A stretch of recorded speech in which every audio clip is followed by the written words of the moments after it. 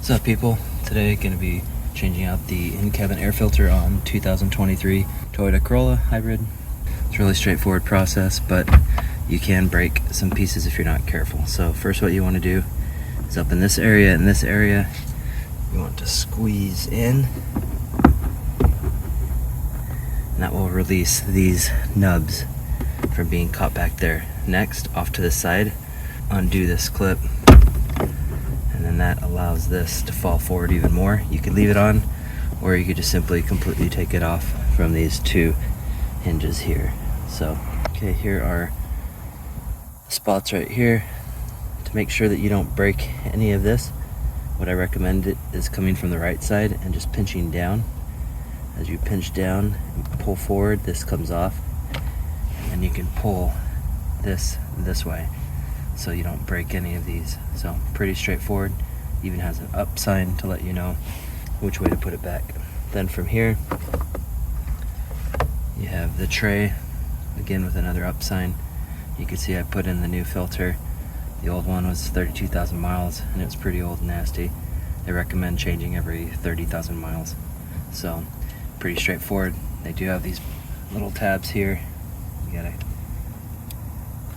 pull the filter away from them, and then you can pull the filter out, then you put it back in. Important thing, of course, with in-cabin air filters is that you got to make sure that you put the airflow direction in the right way. So airflow going up and then airflow going up. So as long as those two match, you've done it right. And then when you go to put it back in, the back side doesn't have any lettering.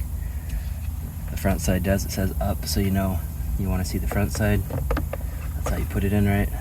You push it in. It sits in.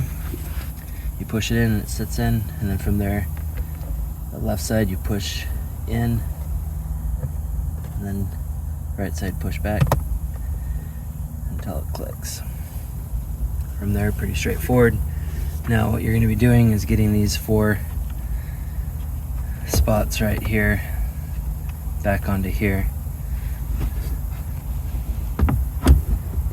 Goes on pretty nicely. Then over here on the right side with this little swinging latch, you can put that on, and then again squeeze that, and now it's back in. You're all done. As mentioned earlier, we've linked all of these items in the video description below, which, by the way, if you click one of those links and buy something, shortly after I might get a small kickback. Also, there's a new way to help small creators as myself via the Super Thanks button below the video. And of course, it wouldn't be a video from the internet if I didn't ask for a subscribe. At least my pleading was at the end of the video, so you didn't have to sit through that before getting the information you came for. Regardless of what you may or may not do, I appreciate your time. Feel free to drop a comment below if you have any questions. I rarely let one go without a response.